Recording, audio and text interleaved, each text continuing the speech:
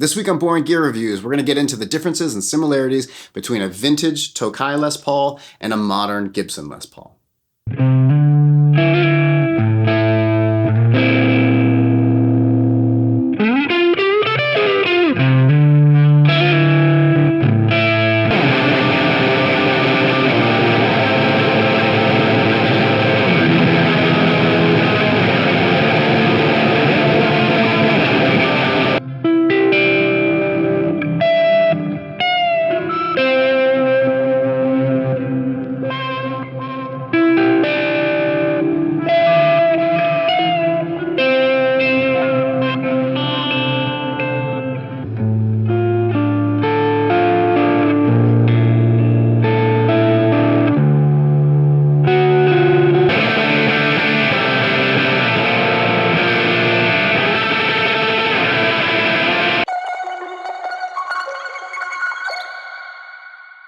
Alright, so I'll try to keep the history of this pretty short. Basically, the Gibson Les Paul started in 1952, went through a bunch of changes. By 1958, they have it down. Basically, the Les Pauls you get today are more or less the same design and manufacturing as they were in 1958. There are some differences with the neck tenon and here and there with the electronics, and there's been changes in the brake angle of the headstock, and in the 70s, they were doing laminate bodies and multiple piece this and that, but for the most part, the guitar you're getting today from Gibson Les Paul is more or less the same as it was in the late 50s, early 60s.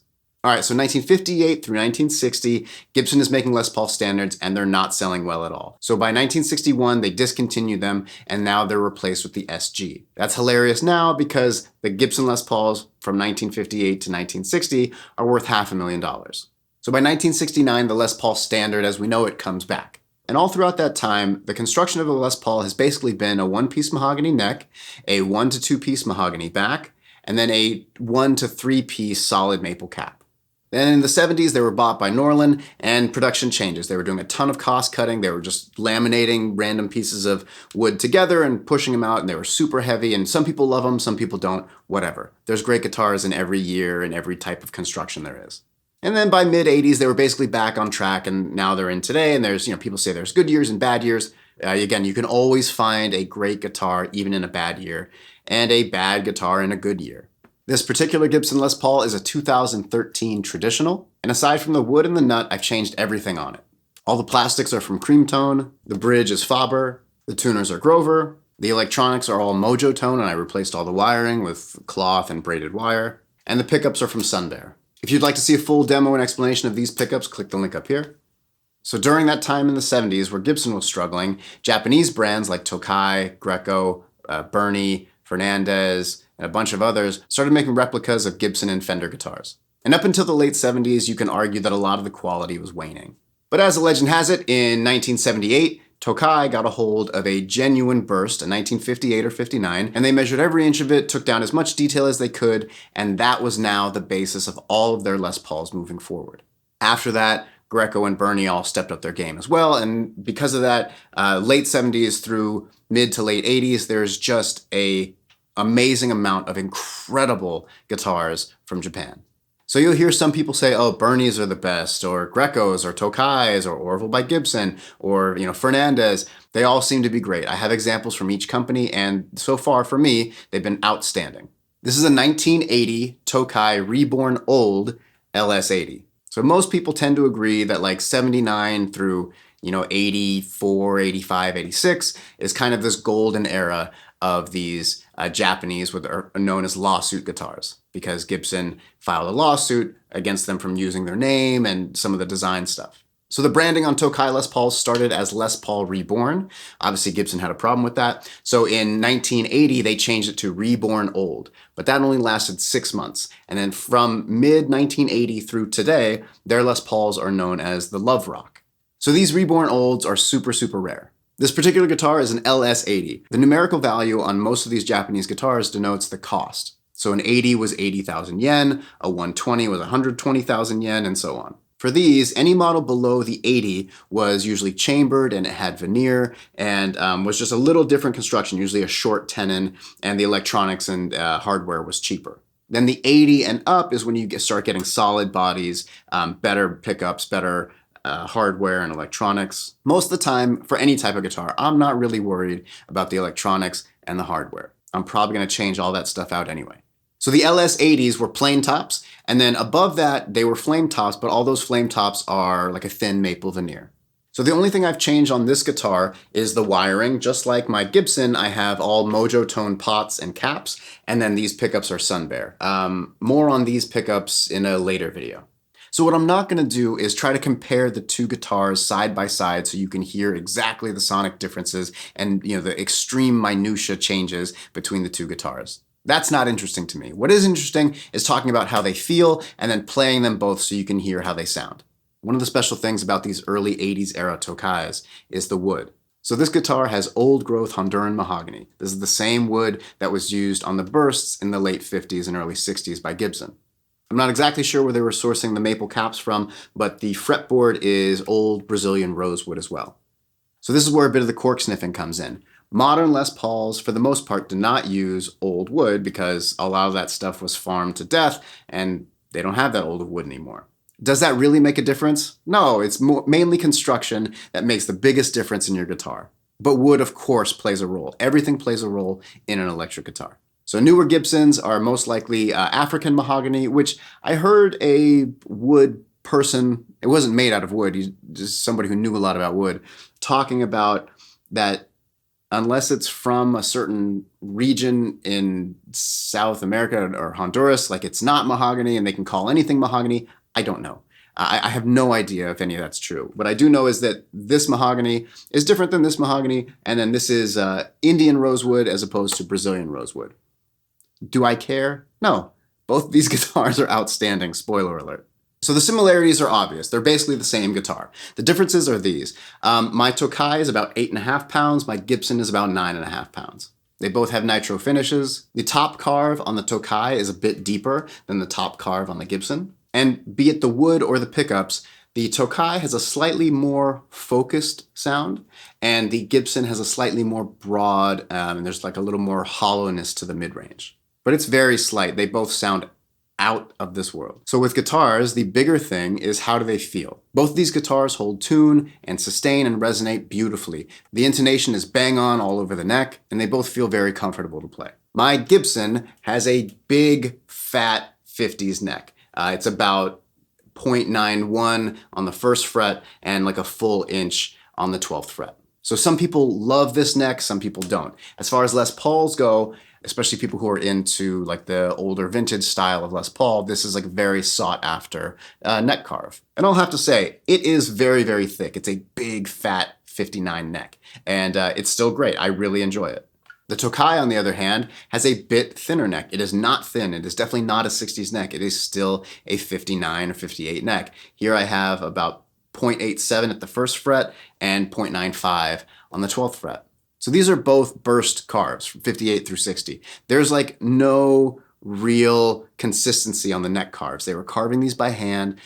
People would carve them different from one day to the next. One luthier would carve it different than the next. There were no CNC machines, so they were just eyeballing and feeling what they felt is good. And I love them both. They feel different, but if I had to choose, the neck carve on the Tokai is a bit more my preference. It's still full and thick, but it is just a bit easier to get around because it's, whatever, a millimeter or two thinner. All right, so let's get into the sounds. For this first clip, I'm going to be using my Electronic Audio Experiments model Fet into my Chase Bliss and Meris CXM 1978. This is just a really beautiful, somewhat saturated guitar tone with a bit of reverb. This will be the only clip where I'm playing the same thing with both guitars.